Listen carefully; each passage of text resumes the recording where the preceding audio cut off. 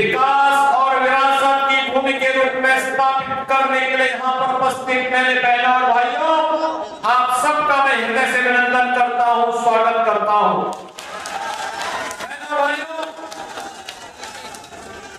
मैं बाबा गोरखनाथ की धरती से और मर्यादा पुरुषोत्तम प्रभु राम की पावन जन्मभूमि से आपके बीच में यहाँ पर आया हूँ।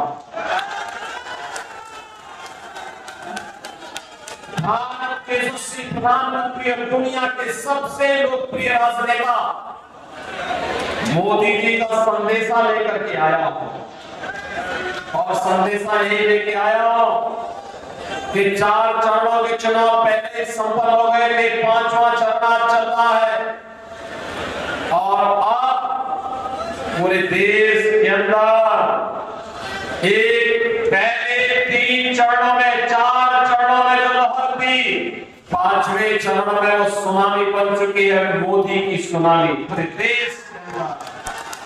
और एक ही सर पूछ रहा है, चारों ओर एक ही नारा पूछ रहा है और वह है कि फिर एक बार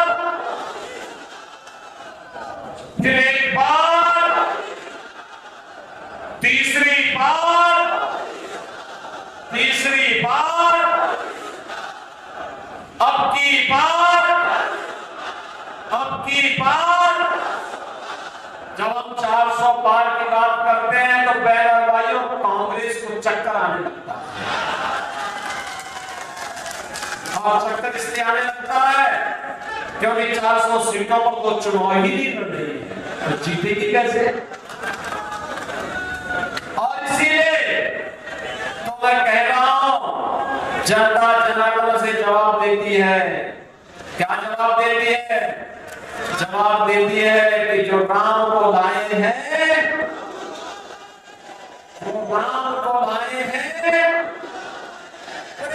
की आवाज में और विरासत विकास की अद्भुत संगम।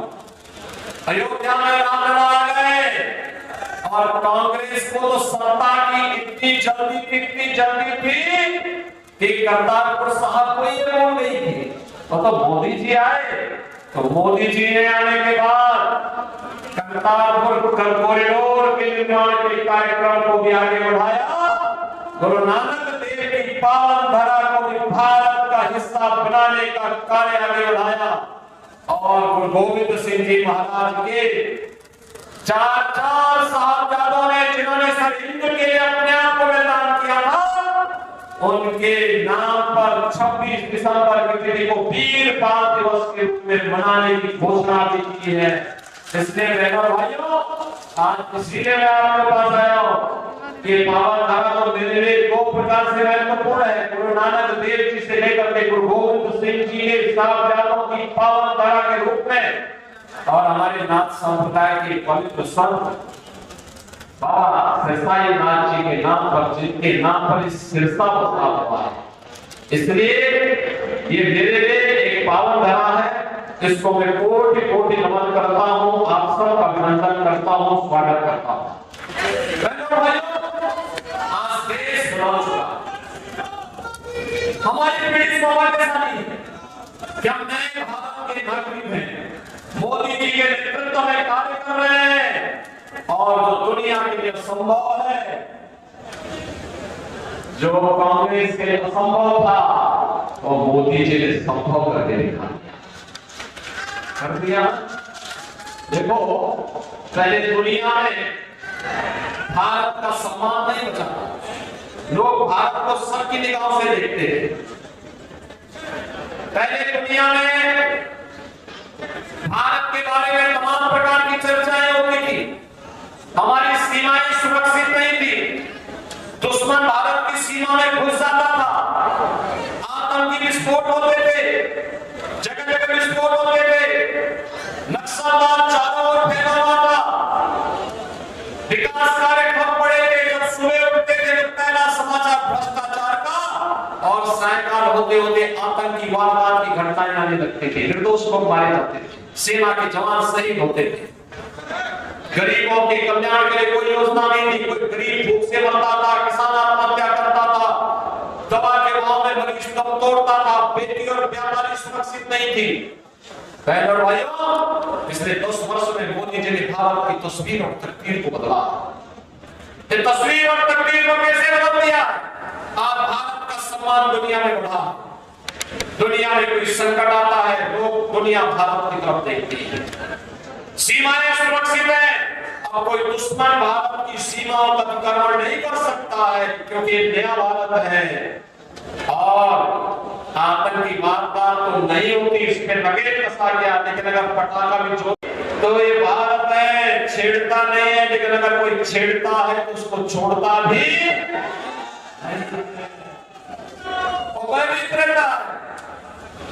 बहन और भाइयों, भय बिनु होई न प्रीति, ये वही है। ताकत होती है ना तो हर व्यक्ति शांति और सौहार्द के लिए आपके सामने झुकता है। और आज भारत ने दुनिया को एहसास कराया। विकास के कार्य बड़े, highway, railway, metro, IIT, IIM, AIIMS, 161 medical college, IIT, NIT, world class university, और हर व्यक्ति के स्वास्थ्य के लिए हर घर नल और नल में जल की योजना मोदी जी ने पूरे देश के अंदर लागू कर दी। देखो, कांग्रेस के लोग भूखों मरते थे, गरीबों को भूखों मारते थे, उनका राशन खा जाते थे। और बहनों भाइयों, भाजपा की सरकार में 80 करोड़ लोगों को फ्री में राशन मिलता है। मैं बोलना चाहता हूं, जो लोग पाकिस्तान का राग डाल रहे हैं उनको बोलो, 23 से 24 करोड़ की आबादी का पाकिस्तान भूखा पड़ रहा है। वहां की जनता सड़कों पर है, तोड़-फोड़ आगजनी हो रही है, 1 किलो गेहूं के लिए छीना चपटी हो रही है। और मोदी जी के नेतृत्व में भारत ने 10 वर्ष में 25 करोड़ लोगों को गरीबी रेखा से उभारने का काम किया है। 60 करोड़ लोगों को देश के अंदर 5 लाख रुपए का स्वास्थ्य बीमा का कवर मिलता है। 50 करोड़ गरीबों के जनधन अकाउंट खुल गए हैं। 12 करोड़ किसानों को किसान सम्मान निधि का लाभ, 12 करोड़ घरों में शौचालय का निर्माण, 10 करोड़ गरीबों को उज्ज्वला योजना का कनेक्शन, और 4 करोड़ गरीबों के मकान बन गए हैं। मोदी जी ने घोषणा की है, तीसरी बार सरकार बनेगी, 70 वर्ष से ऊपर के हर एक बुजुर्ग को 5 लाख रुपए हर वर्ष स्वास्थ्य के लिए उपलब्ध करवाएंगे। मोदी जी ने घोषणा की है, तीसरी बार सरकार बनते ही जितने बचे हुए गरीब होंगे उनको भी एक मकान उपलब्ध करवाएंगे। मोदी जी ने घोषणा की है, तीसरी बार सरकार बनाएंगे, सोलर स्कीम के अंतर्गत हर घर को फ्री में बिजली उपलब्ध करवाने का काम भी करेंगे। भाइयों, यहाँ विकास भी है, गरीब कल्याण भी है, देश की सुरक्षा भी है, आतंकवाद का सफाया भी है, और भारत का सम्मान भी है। और साथ साथ रामलला का भव्य मंदिर के निर्माण का कार्य भी तेजी के साथ आगे बढ़ गया है। रामलला अयोध्या में विराजमान। मैं आपसे पूछना चाहता हूं, मोदी जी ने जो किया, इसमें किसी के साथ भेदभाव हुआ है क्या? अरे इसमें कोई भी जाति, हर जाति, मजहब, क्षेत्र, भाषा, पूरे देश के 140 करोड़ लोगों को उन्होंने परिवार मान करके दिया। सबका साथ, सबका विकास की बात मोदी जी ने की। और बहनों भाइयों, एक तरफ सबका साथ और सबके विकास की बात, सुरक्षा सबको, लेकिन तुष्टीकरण किसी का नहीं। अपने तुष्टीकरण नहीं, संतुष्टीकरण पर ध्यान दिया। और दूसरी तरफ इंडी गठबंधन में कांग्रेस और उसके सहयोगी दल है, सुबह से लेकर शाम तक एक नया झूठ और एक नई अफवाह फैलाते हैं। जब सत्ता में थे तब कुछ नहीं किया, तब हिंदुओं की भावनाओं के साथ खिलवाड़ किया। तो उस समय लोग क्या कहते थे? कहते थे हिंदुस्तान के संसाधनों पर पहला अधिकार मुसलमान का। अरे कहां हमारा हिंदू जाएगा, कहां हमारा दलित जाएगा, कहां पिछड़ा जाएगा, कहां में गरीब जाएगा, कहां में गरीब जाएंगे। और ये राग डालते थे वही। और आज इनके अंदर एक और भूत सवार हो गया है। कांग्रेस ने अपने घोषणा पत्र में इतनी खतरनाक घोषणा कर दी है, अब कहती है कि कांग्रेस सत्ता में आई तो सत्ता में आने के बाद गरीबी हटाने के लिए देश के हर नागरिक की संपत्ति का सर्वे करवाएगी। सर्वे करा करके विरासत टैक्स लगाएगी।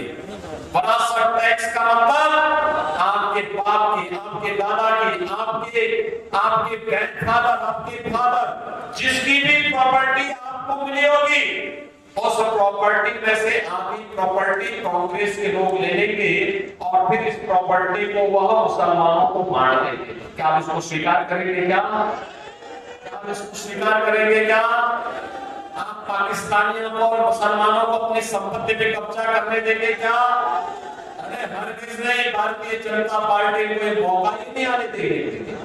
और भारतीय जो बात की बात आएगी सत्ता में, रामलला के कारण इनको अब किसी भी जन्म में सत्ता नहीं मिलने वाली है, कभी नहीं मिलने वाली है, क्योंकि चुनाव तो राम भक्त और रामद्रोहियों के बीच में हो गया है। ये तो रामद्रोही है, हमेशा राम का विरोध किए हैं, भारत की विरासत का विरोध किए हैं। इनको सत्ता कभी नहीं मिल सकती है। और यही कहने के लिए आपने आपके पास आया हूं। बहन और भाइयों, आपने औरंगजेब का नाम सुना होगा। ये मुगलों में सबसे क्रूर बादशाह था।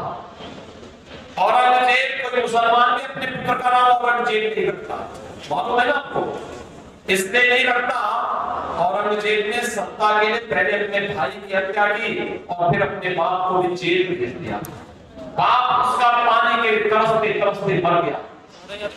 वह औरंगजेब था और औरंगजेब की आत्मा कांग्रेस के अंदर घुस गई है। इसलिए वो विरासत टैक्स के नाम पर जजिया का नाम लगा रहे हैं। ये जजिया का औरंगजेब ने भारत में लगाया था। कहा था कि या तो जजिया कर दो और नहीं तो मुसलमान बनो, और कांग्रेस भी यही करना चाहती है। क्या आप इसको स्वीकार करेंगे? क्या आप इसको स्वीकार करेंगे? क्या हम भारत को विभाजन की ओर ले जाएंगे? क्या अरे राम जन्मभूमि का जो पुण्य आपके साथ जुड़ा हुआ है, आप भी कह सकते हैं, सिरसावासी भी कह सकते हैं कि हमने तो यहां से कमल खिलाने का काम पिछली बार भी किया था। श्रीमती सुनीता दुग्गल को चुनाव जिता करके भेजा था, मोदी जी को प्रधानमंत्री हमने बनाया था। मोदी जी प्रधानमंत्री बने तो अयोध्या में राम मंदिर के निर्माण का मार्ग प्रशस्त हुआ। इस श्रेय तो आपके ऊपर दिया, नेतृत्व मोदी जी का है, लेकिन श्रेय तो आपको जाता है। ये पुण्य आपको प्राप्त हुआ है, ये पुण्य आपके साथ जुड़ा हुआ है, इस पुण्य से वंचित नहीं होना है। और इसीलिए देश के अंदर जो आवाज आ रही है, आवाज यही है, हर जवान से की आवाज है, और वो आवाज है जो राम को लाए हैं, जो राम को लाए हैं, और राम को लाने वालों को फिर से देश की सत्ता सौंपनी है। सौंपने को तैयार है सभी सिरसावासी, तैयार हैं सभी लोग, तैयार हैं, सहमत हैं। यहां से भारतीय जनता पार्टी के हमारे लोकप्रिय प्रत्याशी, युवा और जुझारू प्रत्याशी श्री अशोक तंवर चुनाव जीत करके जाएंगे। लेकिन बहनों और भाइयों, आपके पास 5 दिन का समय है। इन 5 दिनों में मोदी जी का संदेश घर घर पहुंचाएंगे। यह काम है। पहले मुझे बताओ, कितने लोग हैं जो कमल खिलाने के लिए अपने आप को 5 दिन का समय देंगे? पूरा सिरसा ही तैयार है। अब इसमें मेरी बात सुनो, 2 काम करना है। आपने मेरे सामने संकल्प लिया है 2 काम। एक, हर व्यक्ति को प्रतिदिन 5 घर जाना है। उस परिवार के हर एक सदस्य से मिलकर के उससे कहना है, 18 वर्ष से हर वयस्क मतदाता को पूछना है कि देखो, आत्मनिर्भर और विकसित भारत के लिए हमें मोदी जी को फिर से प्रधानमंत्री बनाना है। मोदी जी को प्रधानमंत्री बनाना है, इसके लिए कमल खिलाना है। और श्री अशोक तंवर जब यहाँ से चुनाव जीत करके जाएंगे तो मोदी जी 400 पार के लक्ष्य के साथ जाएंगे। तो भाइयों, सारी समस्याओं का समाधान जाएंगे। 5 दिन उन 25 घरों को मतदान भी कराना है। कराएंगे? सहमत है? सभी लोग सहमत हैं? तो फिर मेरे साथ बोलेंगे भारत माता की, भारत माता की, भारत माता की जय।